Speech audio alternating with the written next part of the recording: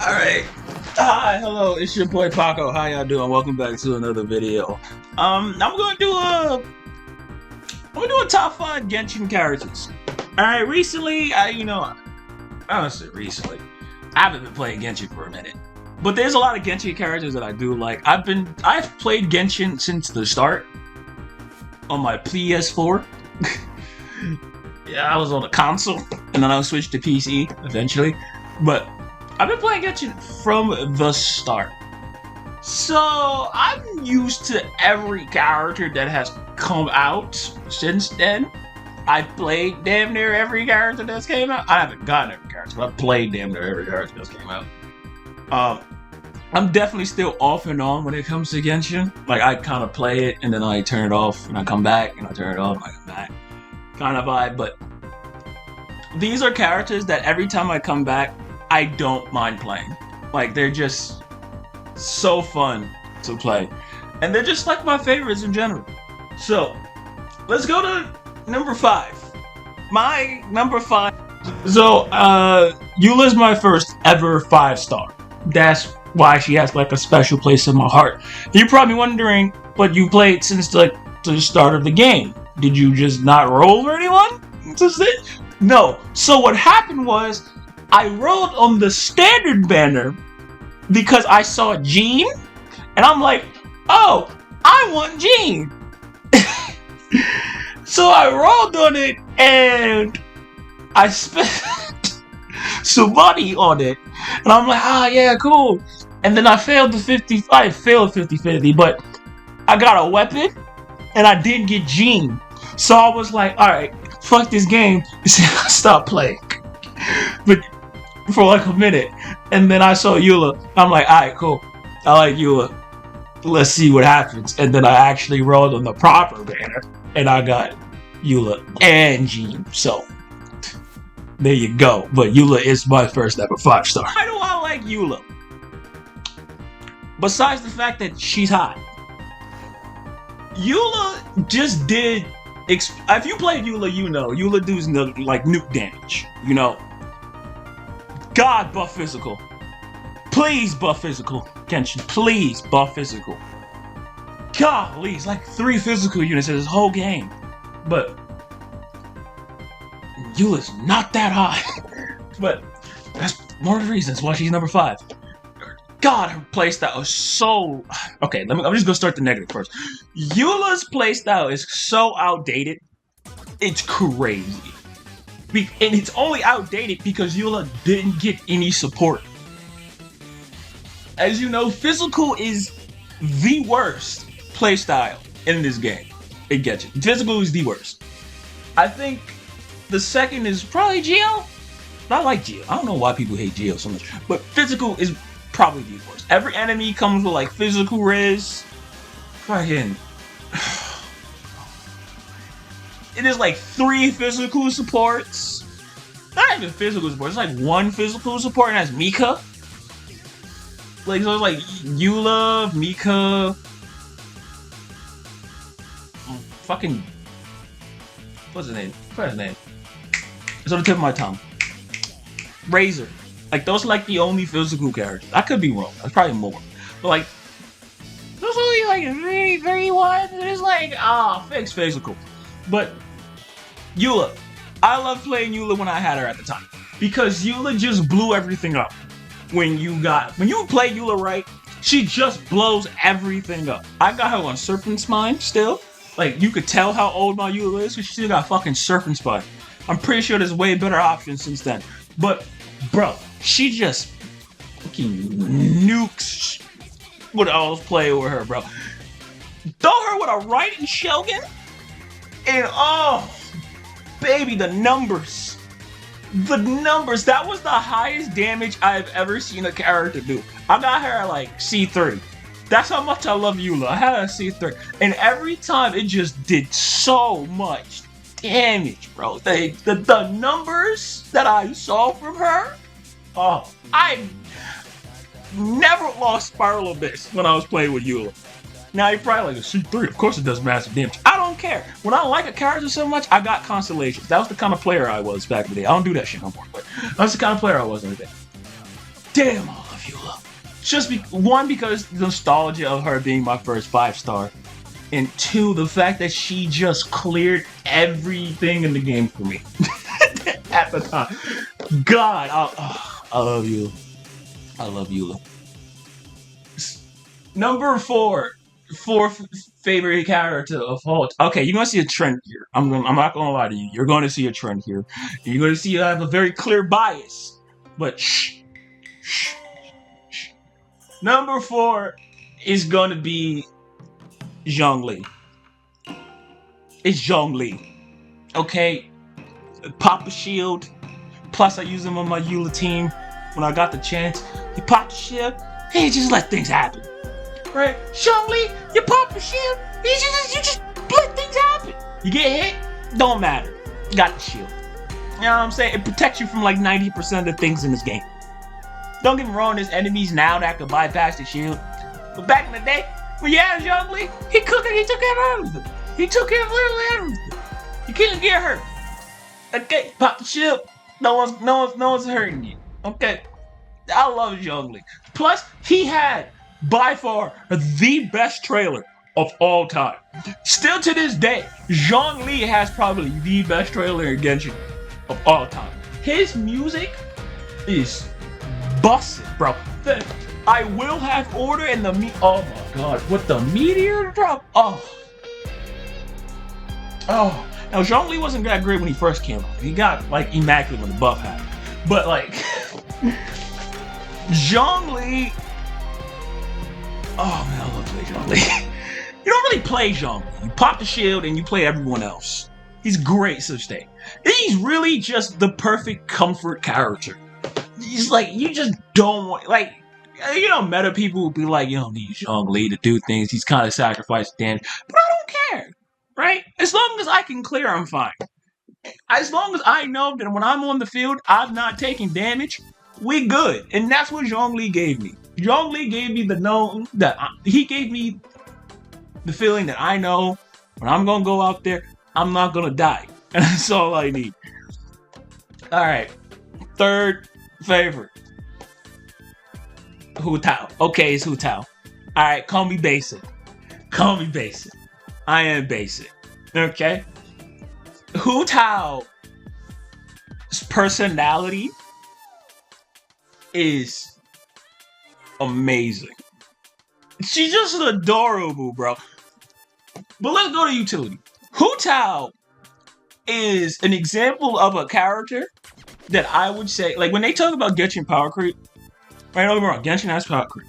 But when they talk about Genshin power creep, I always like to throw Hu Tao at people because Hu Tao has done the test of time since she came out. She is still relevant to this day.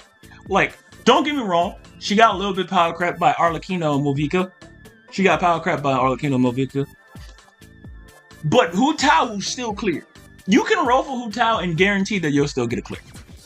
That's how cracked Hu Tao is, right? Throw it a Xing Shell. If you got a Yelan, throwing that too. Fucking Zhongli, whatever the hell. You're eating. That's the crazy thing about Hu Tao. Like Hu Tao just never lets you down. I have the wrong artifact set on Hu Tao. I'm not gonna lie to you. I don't even got Crimson Witch on my Hu Tao. I don't. I got 2-piece Shimonao and 2-piece fucking, what is it? Elemental Mastery. The ones that you can get from bosses. And I still cleared with this girl. And I still cleared with her. Like, my Hu Tao sucks. Like, it is an abysmal Hu Tao. But it still cleared. Still clears. Don't get me wrong, I also have Staff of Homer, so that's also like a bonus. But Hu Tao stands the test of time to this day. And that's why I love her. That's why I love her. Plus, again, personality, story. If you play her story plus, you will know how kind of tragic it is. With her granddad and all that nonsense. But Hu Tao is probably a Genshin, like Hu Tao is the Genshin icon. Like I'm not even gonna hold you. She is. Okay, number 2. This one is a tie. It's a tie. I'm not gonna lie. It's a tie between two archons. Okay, I'ma say it. First, let's talk about Raiden Shogun. Alright, you're probably like, this is the most basic fucking list I've ever seen. And you would be correct. Raiden Shogun. Okay, so quick story. After I got Eula, I've been playing for a bit. Then I stopped playing for like half of it. I stopped playing for a minute after I got Eula. That's simply what I do with Genshin. I play for Genshin for a bit, and I come back when it's a character that I liked. And Raiden Shogun, no, my friend put me onto Raiden Shogun. He's another reason why I came back to Genshin Impact. Raiden Shogun, again, the trailer for Raiden Shogun was phenomenal. It was phenomenal. The music, the track beat, oh my god. Oh my god. Oh my god. Now, the story of Inazuma is it's a little weird. But mainly, we're talking about the Shogun. And I feel like Raiden Shogun's story quests, specifically her second story quest, is so good. When she fights the puppet, and then she kind of like now has the parallel between her and her sister, but now it's her and her puppet on some light shadow shit. Shout out to Kuroko no Basket, my light and my shadow, bro. Plus like the significance of the Sakura tree and Inazuma and what they have to do for her sister. I love Raiden Shogun. Like I love her story. I love how A is just like, I like Movik Shudden. She's kind of a nerd. Like she's really just like kind of a nerd, but she's like this badass. Like I just like it. I like the Raiden Shogun. I'm gonna just say I like the Raiden Shogun. Now who she's tied with, controversial opinion, but hey yo, I bangs with Movika. Okay? I'ma say it. Alright? That's my girl. Movika is my girl. Alright? Boom. I don't care if she power crept the entirety of Pyro. I don't care how you feel about the motorcycle. Alright? Like I said in my Why Not line ain't that bad, them dragons was making atomic weapons. They were splitting atoms.